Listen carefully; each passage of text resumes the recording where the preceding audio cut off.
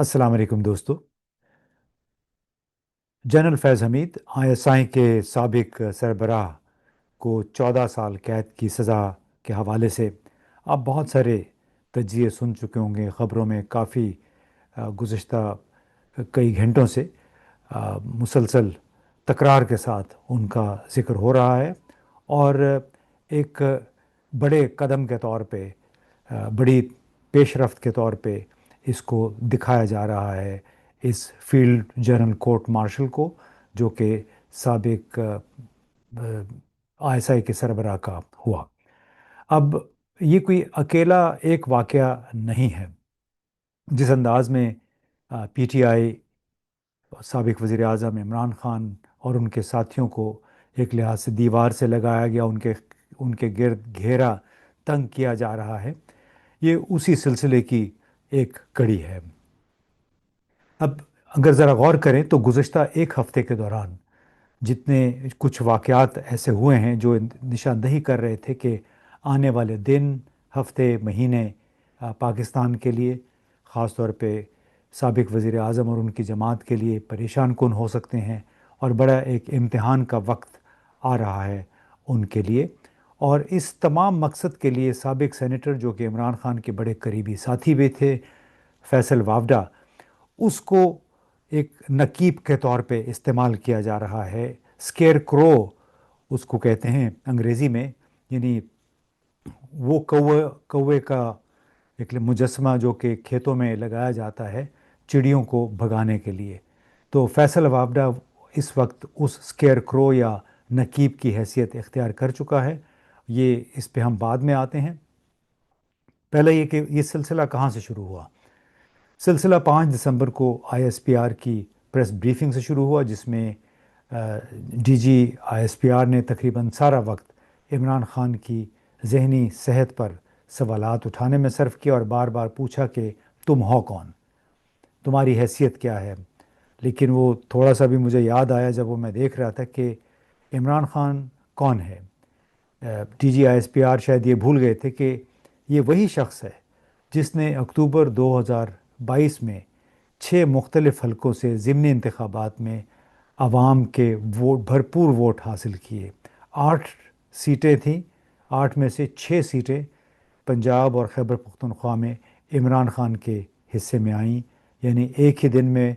पूरे मुल्क की मुत्तहिदा अपोजिशन को शिकस्त देकर 8 में से 6 नशस्तें इमरान खान ने जीतीं। तो ये वो साहब थे जिनको पंजाब और खैबर पख्तूनख्वा के अवाम ने उस वक्त वोट दिया था। अब एक सियासतदान की कबूल आम, उनकी कबूलियत का इससे बड़ा और क्या सबूत हो सकता है। बहरहाल डीजी आईएसपीआर के अपने ख्यालात हैं। अब उसके बाद 6 दिसंबर को 5 पंजाब असम्बली की तहरीक आई। उसमें पीटीआई और इमरान खान पर पाबंदी लगाने की का मुतालबे की करारदाद पेश की गई और इस तरह जो पहले से कशीदा सूरत हाल है उसमें मज़ीद कशीदगी इंजेक्ट की गई। अब ज़ाहिर है ये इकदाम न सिर्फ मुल्क की सबसे मकबूल जमात और इसके कायद को सियासत से बाहर करने की कोशिश के मुतरादिफ तो उसी सिलसिले की एक कड़ी थी, बल्कि उन लाखों वोटर्स की राय को भी पामाल करने के मुतरादिफ है। लाखों नहीं बल्कि करोड़ों वोटों को पामाल करने के मुतरादिफ है, जिन्होंने 2024 के इंतखाबात में और उससे पहले जिसका भी मैंने जिक्र किया कि अक्टूबर 2022 के ज़िमनी इंतखाबात में इमरान खान को वोट दिए थे। अब पंजाब असम्बली की करारदाद में पीटीआई और इसके सरबराह पर गैर रासती और दुश्मन के आलाकार होने के इल्ज़ामात लगाए गए। अब इससे 2 दिन के बाद अडियाला जेल के बाहर अलीमा खान और उनकी बहनों पर हमला हुआ वाटर कैनन्स के ज़रिए, यानी जो पानी फेंका जाता है मुजाहिरीन पे। तो ये धरना दे के बैठे हुए थे और रात के 1-2 बजे उनके साथ सख्त शदीद सर्दी में ये सलूक किया गया। अब साथ ही फिर 11 दिसंबर आपने देखा कि जनरल फैज़ हमीद के ख़िलाफ़ 14 साल कैद की सज़ा का ऐलान आ गया है और फील्ड जनरल कोर्ट मार्शल की कार्रवाई 12 अगस्त 2024 को शुरू हुई। आईएसपीआर के ऐलानिए के मुताबिक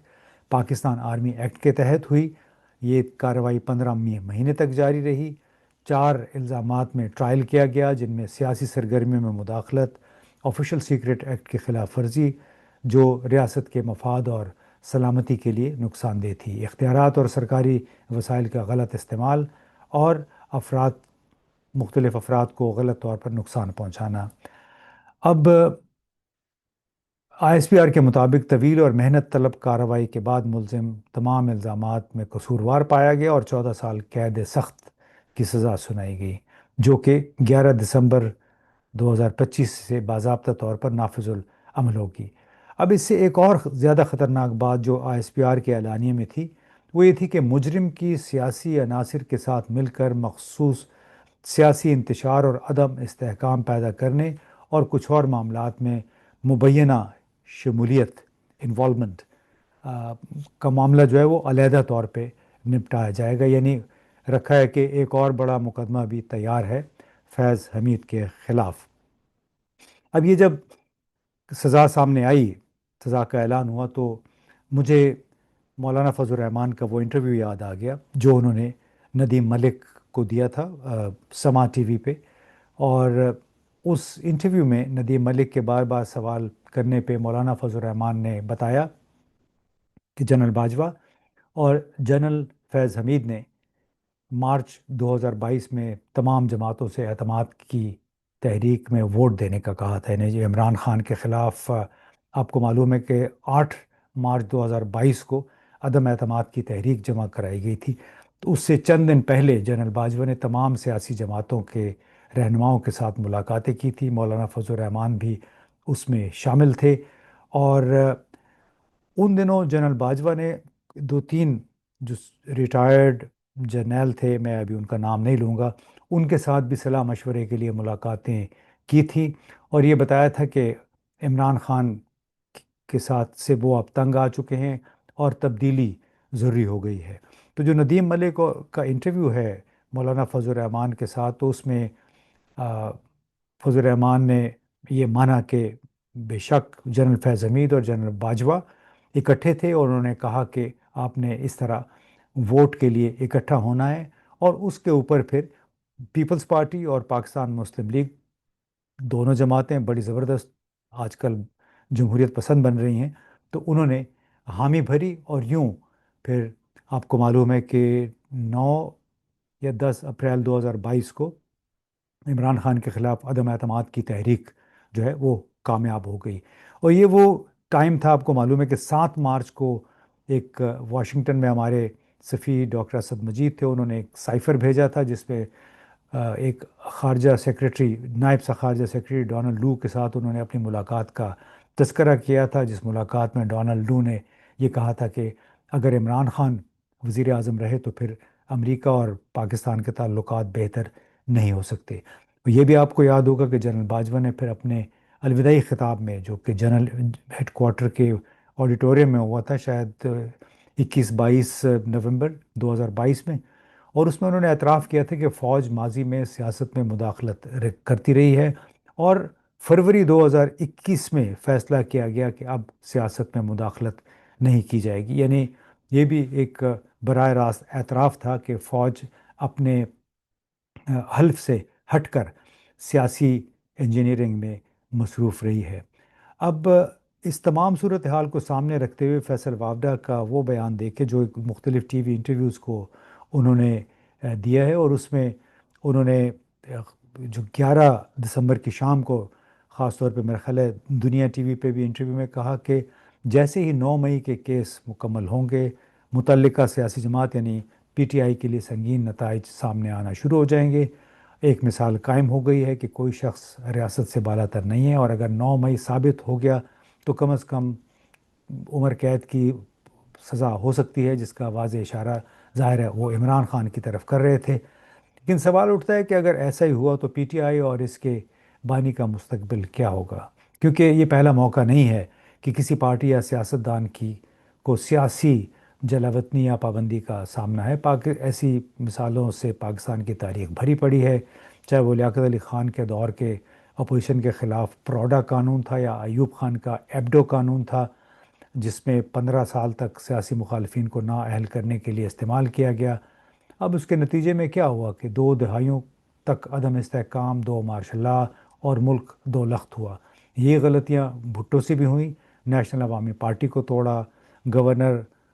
راج لگایا بلوچستان میں، خیبر پختونخوا میں مخالفین کو جیل میں ڈالا۔ بعد میں یہی جماعتیں پیپلز پارٹی، مسلم لیگ، خود جنرل ضیاء اور جنرل مشرف کے دور میں جلا وطنی پابندیوں اور ریاست مخالف بیانی کے الزامات کا سامنا کرتی رہیں، مگر پھر بھی واپس آ گئیں۔ نواز شریف کے ساتھ بھی یہی ہوا، مگر وہ بھی واپس آ گئے، کیونکہ آرگینکلی بنے ہوئے جو رہنما ہوتے ہیں، جو پارٹیاں ہوتی ہیں، ان کو انتظامی انتظامات کے ذریعے، انتظامی سزاؤں کے ذریعے ان کو ختم نہیں کیا جا سکتا۔ عوامی حمایت رکھنے والی جماعتوں کو زبردستی آپ صفحہ ہستی سے نہیں مٹا سکتے ہیں۔ ایک شارٹ کٹ ہو سکتا ہے کسی بھی سیاسی جماعت کو منظر عام سے ہٹانا، مگر یہ تمام جو سٹیک ہولڈرز ہیں ان کے لیے ایک سبق ہونا چاہیے کہ شارٹ کٹ سے کبھی بھی آپ کوئی مستقل حل تلاش نہیں کر سکتے، کسی پارٹی کو ختم نہیں کر سکتے ہیں۔ یہ حق صرف عوام کو ہونا چاہیے کہ کسی جماعت کو ووٹ کے ذریعے مسترد کریں، یا نہ کہ ریاست یا حکومت کو۔ اور ریاست کو پابندی کا حق صرف اسی وقت ہے جب جماعت دہشت گردی یا مسلح بغاوت میں ملوث ہو، سیاسی اختلاف میں نہیں۔ کسی سیاسی جماعت کو کوڑے دان، تاریخ کے کوڑے دان میں پھینکنے کا اختیار صرف ووٹرز کے پاس ہونا چاہیے، ریاست کے پاس نہیں، وہ بھی صرف ووٹ کے ذریعے۔ اور بار بار ہم دوبارہ کہہ دیں، مثالیں سامنے ہیں کہ آپ انتظامی اقدامات کے ذریعے کسی بھی سیاسی جماعت یا رہنما کو تاریخ کے کوڑے دان میں نہیں پھینک سکتے۔ اگر پھینکیں گے تو ملک کی سیاست متلاطم رہے گی، عدم استحکام کا شکار رہے گا وہ ملک۔ ہاں، وہ الگ بات ہے کہ ہم پھر مصر کی طرح یا شمالی کوریا کی طرح کے اب ملک کو اس طرف اگر لے جانا چاہتے ہیں تو وہ الگ بات ہے۔ بہت بہت شکریہ۔